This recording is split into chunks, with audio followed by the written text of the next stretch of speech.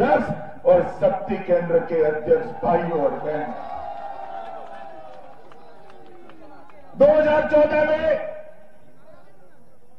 चुनाव अभियान की शुरुआत इसी कानपुर से करी थी और कानपुर से शुरुआत करी थी तो यूपी को जीतकर भाजपा के कार्यकर्ता आए थे और आज फिर से एक बार 19 में चुनाव अभियान की बूथ अध्यक्षों की शुरुआत यही कानपुर की वीर भूमि से होने जा रही है मित्रों। यही कानपुर की, ये कानपुर की भूमि, ये बुंदेलखंड की भूमि, ये वीरों की भूमि है। यही भूमि से नाना साहब पेशवा और रानी झांसी के नेतृत्व में देश का प्रथम स्वतंत्र संग्राम लड़ा गया। यही भूमि से अंग्रेजों को निकाल बाहर करने की एक मुहिम चली। मित्रों, मैं उत्तर प्रदेश के कार्यकर्ताओं को जब भी मिलता हूं, हृदय में एक अनूठा आनंद और उत्साह बढ़ जाता है। मेरा देश भर में दौरा होता है, मगर मैं जब यूपी का प्रभारी बनकर आया, यहां के कार्यकर्ताओं का उत्साह और विपुलता जो दिखी, वो देखकर जो दिल को ठाठस पहुंची है, वो आज तक देश भर में घूमने से नहीं पहुंची। मैं यूपी के कार्यकर्ताओं की शक्ति को पहचानता हूं, यूपी के कार्यकर्ताओं के हौसले को जानता हूं और यूपी के कार्यकर्ताओं की ताकत को अच्छी तरह से जानता हूं। मैं नड्डा जी को कहना चाहता हूं, नड्डा जी, हमारा कार्यकर्ताओं का समंदर जो उत्तर प्रदेश में फैला हुआ है, वो आपके नेतृत्व में तैयार बैठा है। भारत माता के जयकारे के साथ एक गठबंधन करने वालों को जमीन पर लाने के लिए तैयार बैठा है। मित्रों, 2014 में आजादी के पहली बार, आजादी के बाद अगर पूर्ण बहुमत की भारतीय जनता पार्टी की सरकार बनी तो इसका यश मेरे उत्तर प्रदेश के कार्यकर्ताओं को है। उन्हीं के कारण ये सरकार बनी और मैं आज फिर से कहना है, 19 में सरकार तो बनने वाली है, मगर मेरे दिल की इच्छा है कि 19 की सरकार का परिणाम लेकर योगी जी और पांडे जी और नड्डा जी दिल्ली आए, फिर से एक बार मोदी जी को कहना पड़े कि उत्तर प्रदेश ने ही सरकार बनाई। भारतीय जनता पार्टी को, भारतीय जनता पार्टी की बढ़ती हुई लोकप्रियता को, भारतीय जनता पार्टी के बढ़ते हुए विस्तार को और मोदी जी के बढ़ते हुए राजनीतिक प्रचार प्रसार को रोकने के लिए एक गठबंधन बना। आपको याद होगा, विधानसभा के जब चुनाव थे तब भी यूपी के 2 लड़के इकट्ठा आए थे। याद है या नहीं है? जरा जोर से बोलो, याद है या नहीं है? गठबंधन हुआ था या नहीं हुआ था? आज भी गठबंधन हुआ है। ये कहते हैं गठबंधन होगा, ये हो जाएगा, वो हो जाएगा। उस वक्त भी कहते थे, हमारे केशव भाई भी उस वक्त कहते थे गठबंधन हो गया, मगर भारत मां की जय के जयकार के साथ जिस वक्त भारतीय जनता पार्टी का कार्यकर्ता बूथ के मैदान में उतरा, सारे के सारे गठबंधन के घर को ध्वस्त कर 325 सीट लेकर, ये जो गठबंधन भारतीय जनता पार्टी के खिलाफ हुआ है, वो गठबंधन अपराध और भ्रष्टाचार का गठबंधन है मित्रों।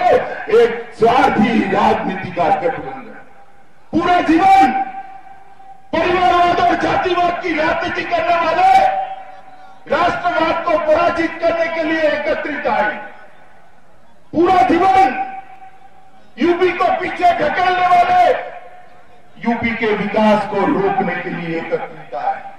ये जातिवाद का गठबंधन है, ये अपराध का गठबंधन है, ये भ्रष्टाचार का गठबंधन है। मैं यूपी के कार्यकर्ताओं का आज आह्वान करता हूं, कानपुर की वीर भूमि से अभी तो 2 ही इकट्ठा हुए हैं और 2 बाकी है। भगवान करे चारों इकट्ठा हो जाए, भारतीय जनता पार्टी के कार्यकर्ताओं को जरूरत नहीं। जिसको होना एक बार एकत्रित हो जाए, जिसको भी एकत्रित होना है एकत्रित आ जाए। भारतीय जनता पार्टी का कार्यकर्ता 50% की लड़ाई लड़ने के लिए आज उत्तर प्रदेश के अंदर तैयार बैठा है। हर बूथ के अंदर बूथ की रचना है, हर बूथ में मेरा प्रहरी बैठा है, हर बूथ हर शक्ति केंद्र पर मेरा इंचार्ज बैठा है। मुझे भरोसा है जब वो योगी जी के और पांडे जी के नेतृत्व में निकलेंगे, भारत माता की जयकारा करते हुए विजय श्री को प्राप्त कर कर दिल्ली वापिस आएंगे। मित्रों, ये जो अभी गठबंधन करते हैं बुआ भतीजा, मैं उनको पूछना चाहता हूं और यूपी की जनता को याद करना चाहता हूं, ये सपा बसपा बसपा सपा सपा बसपा बसपा सपा उत्तर प्रदेश ने देखा है या नहीं देखा है? जरा जोर से बोलो, देखा है नहीं देखा है? कानपुर बुंदेलखंड में गुंडों का नगना नाच देखा है या नहीं देखा है? कानून और व्यवस्था की बिगड़ी हुई परिस्थिति देखी है या नहीं देखी है? जातिवाद को परम सीमा पर ले जाते हुए देखा है या नहीं देखा है? तुष्टीकरण की राजनीति हमने देखी है या नहीं देखी है? Uttar Pradesh law and order की दृष्टि में मैं योगी आदित्यनाथ जी को साधुवाद देना चाहता हूं। मित्रों, पूरे उत्तर प्रदेश से उन्होंने गुंडों का पलायन कर दिया। आज गुंडे और बुटलेगर गले में पार्टी लगाकर घूमते, हमें गिरफ्तार कर लो, हमें गिरफ्तार कर लो, इतना भय योगी आदित्यनाथ जी ने खड़ा। रात को 12 बजे यूपी की बच्ची कहीं शादी में से गहने पहनकर आ पाए, ऐसी स्थिति उत्तर प्रदेश में करने का काम ये भारतीय जनता पार्टी की योगी सरकार ने। और ये लॉ एंड ऑर्डर, जातिवाद की समाप्ति, अपमान कर चलना उत्तर प्रदेश के विकास की शुरुआत। अभी योगी जी गिना रहे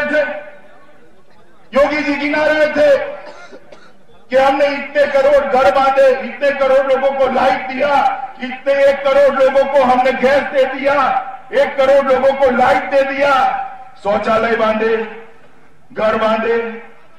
आप बताओ भैया, पूरे यूपी में मेरा विरोधियों को भी चैलेंज है, कहीं जाति किसी ने पूछी हो तो आकर योगी आदित्यनाथ को बताए कहीं हमने जाति नहीं पूछी।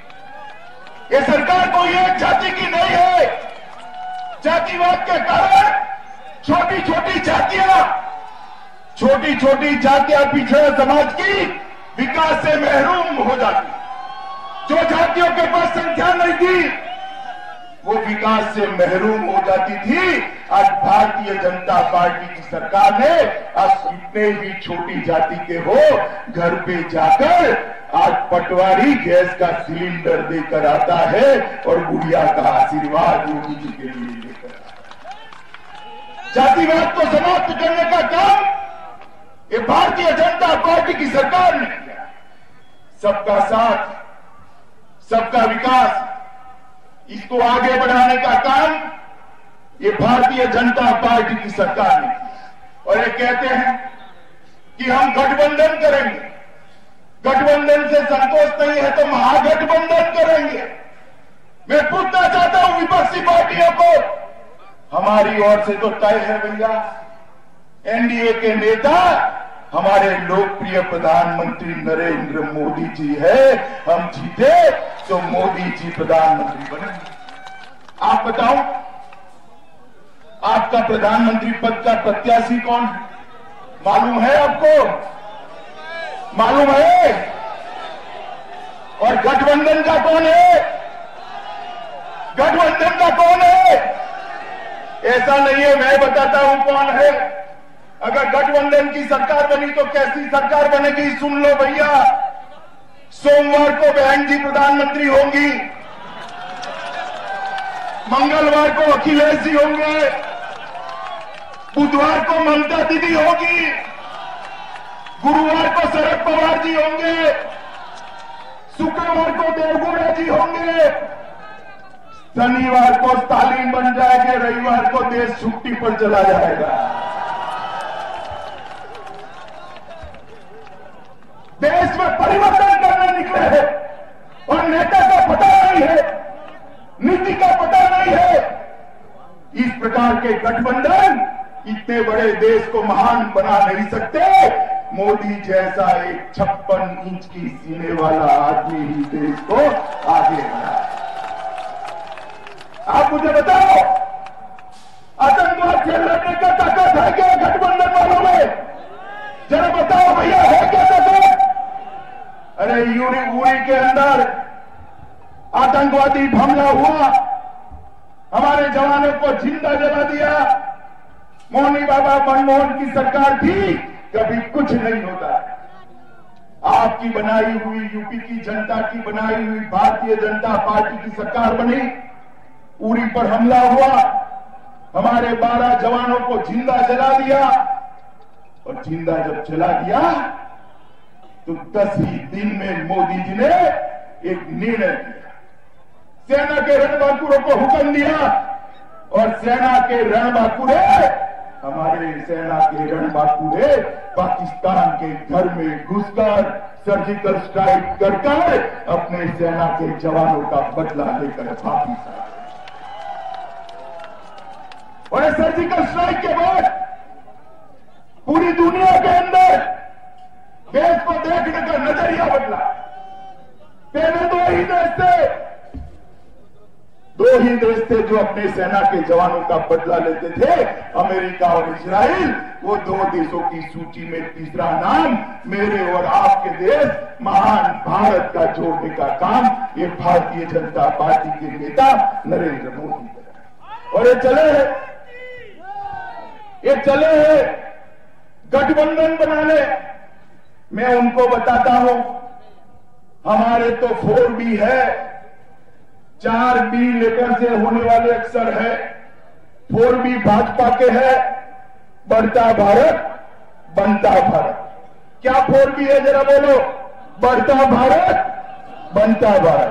फिर से बोलो, क्या है? बनता भारत।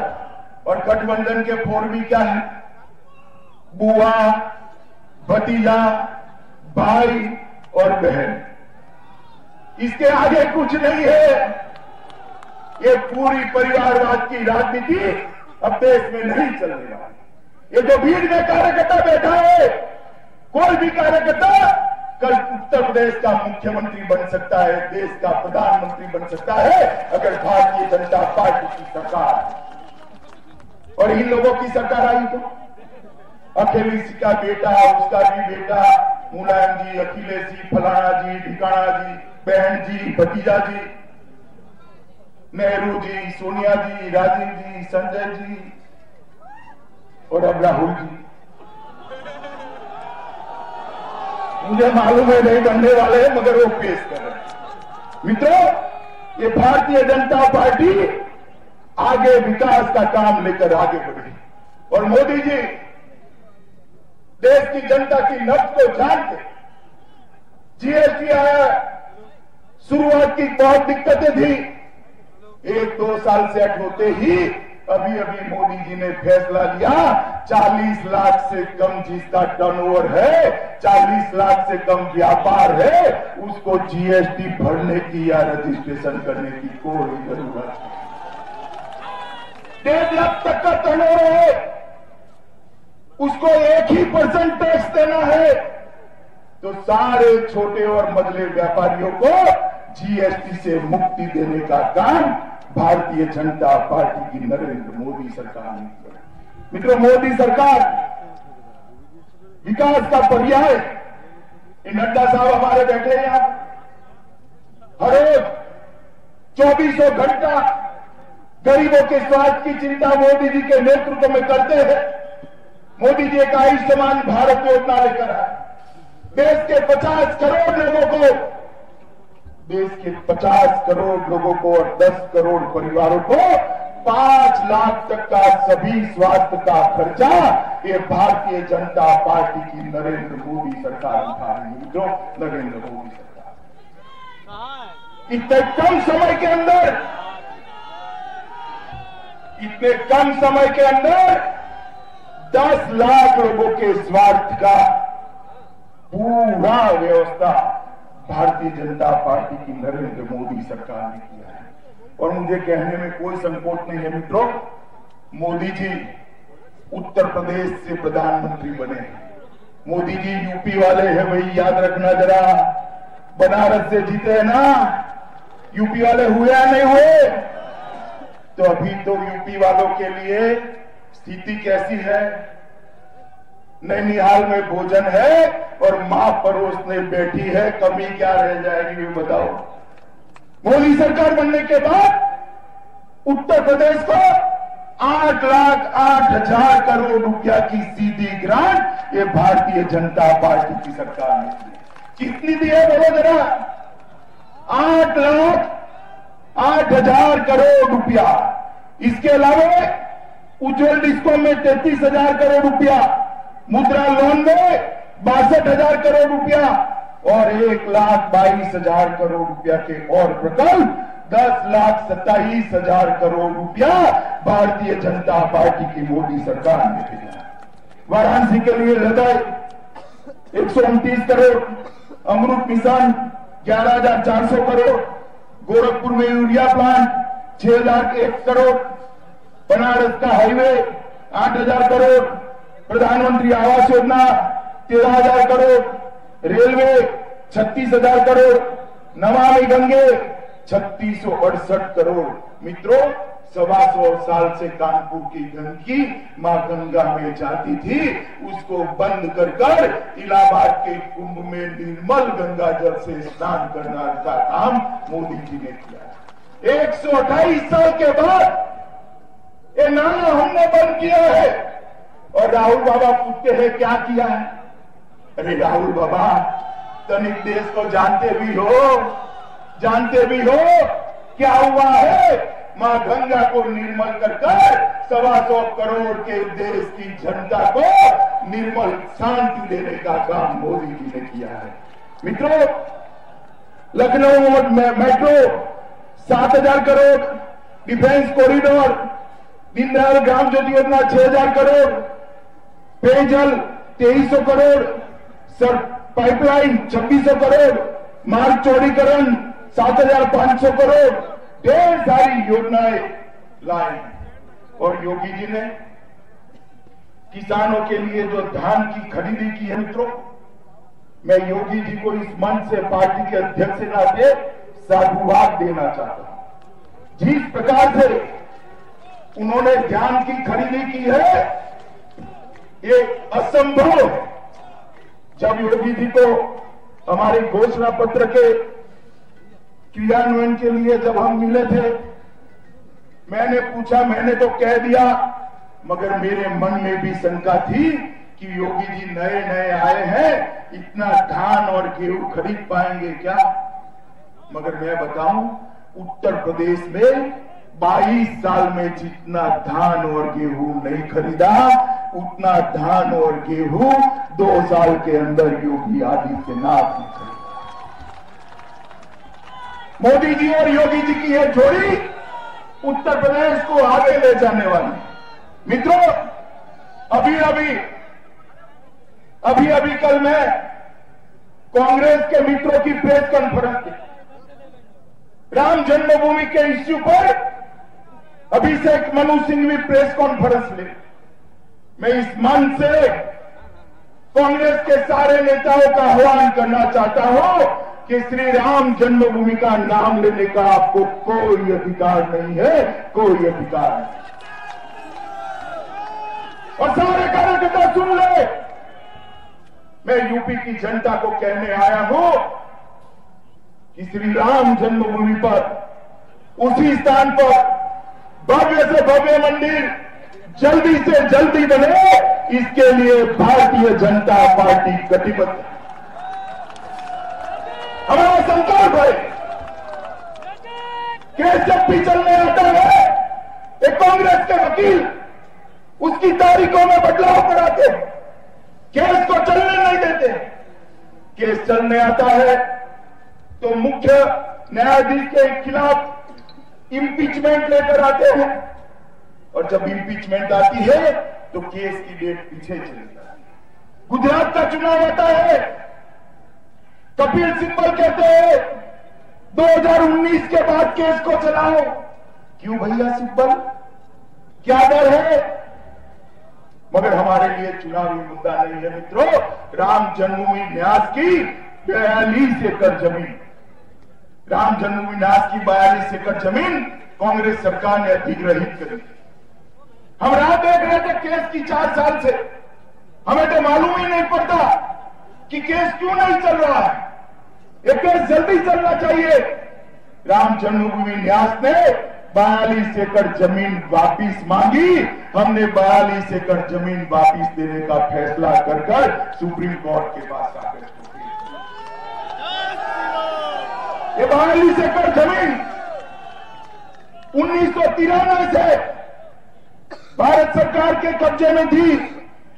भारतीय जनता पार्टी की सरकार ने ये 42 एकड़ जमीन को वापिस देने का जो फैसला किया है, मैं मानता हूं एक बहुत बड़ा ऐतिहासिक कदम भारतीय जनता पार्टी की सरकार ने।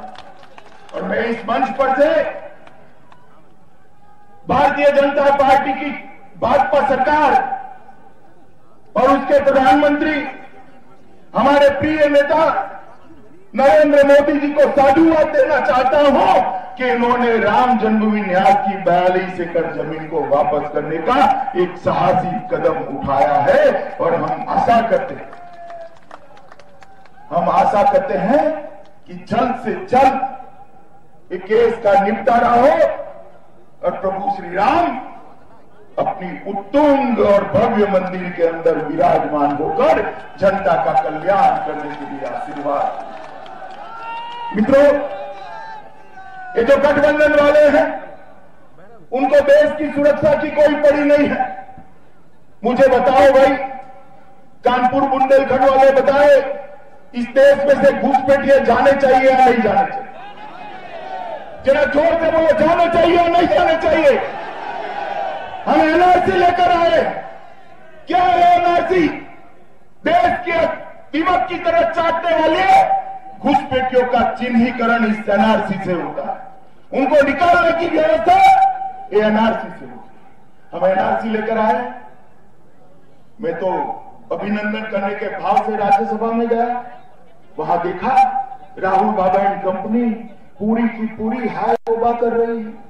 सपा, बसपा, ममता, राहुल बाबा, कांग्रेस पार्टी, डीएमके, कम्युनिस्ट, सारे ये कहां जाएंगे, क्या खाएंगे, क्या पिएंगे, इनके ह्यूमन राइट का क्या? क्यों भैया, मौसेरे भाई लगते हैं क्या? मित्रों, इन लोगों के लिए वोट बैंक हो सकती है, भारतीय जनता पार्टी के लिए देश की सुरक्षा का मसला है। मैं उत्तर प्रदेश की जनता को कहने आया हूं, फिर एक बार मोदी जी को कमान थमा दीजिए। देश से कश्मीर से कन्याकुमारी और कटक से अटक तक पूरे देश से एक एक घुसपैठिए को चुन चुन कर निकालने का काम ये भारतीय जनता पार्टी की सरकार है। मित्रों, ये उनके लिए घुसपैठिए, उनके लिए घुसपैठिए वोट बैंक है। मेरे लिए देश की सुरक्षा का सवाल, देश की युवाओं की रोजगारी का सवाल है, देश के गरीब की भूख का सवाल है। ये सारे मसले घुसपैठियों के साथ जुड़े हुए। और मैं चाहता हूं कि चुनाव में जाने से पहले गठबंधन के सारे नेता एनआरसी के मुद्दे पर अपना रूप जनता के सामने स्पष्ट करें कि आप घुसपैठियों को रहने देना चाहते हो या नहीं चाहते। करना चाहिए नहीं करना चाहिए भाई? जरा जोर से बोलो, करना चाहिए नहीं करना चाहिए? मित्रों, अभी अभी मोदी जी ने एक बड़ा फैसला, अगले समाज के युवाओं को जो आर्थिक रूप से पिछड़े हैं उनके लिए 10% आरक्षण देने का फैसला भारतीय जनता पार्टी की नरेंद्र मोदी सरकार।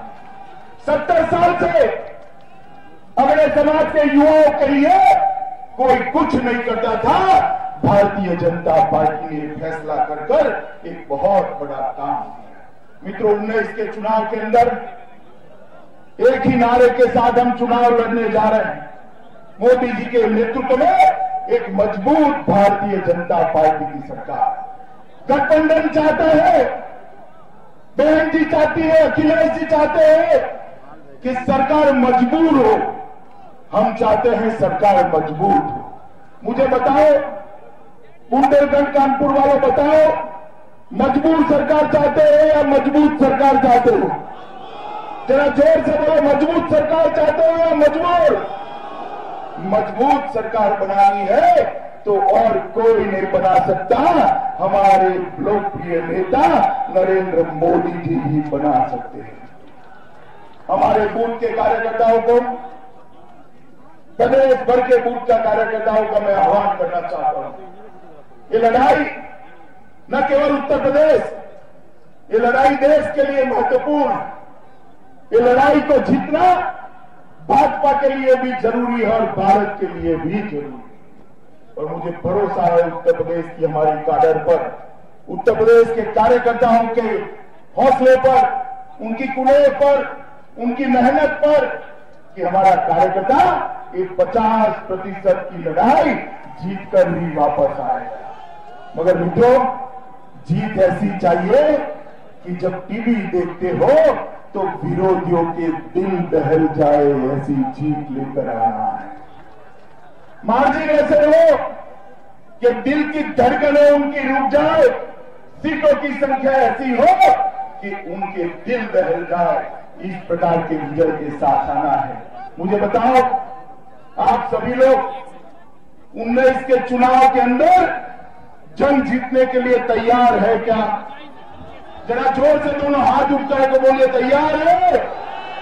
मोदी जी को प्रधानमंत्री बनाएंगे, 74 सीटों पर जीतेंगे, यूपी को भाजपा का गढ़ बनाएंगे, यूपी को विकसित प्रदेश बनाएंगे, भारत को समृद्ध प्रदेश बनाएंगे। तो मेरे साथ दोनों हाथ उठाइए और मुट्ठी भींचकर प्रचंड आवाज से बोलिए, भारत माता की, भारत माता की, भारत माता की, वंदे मातरम।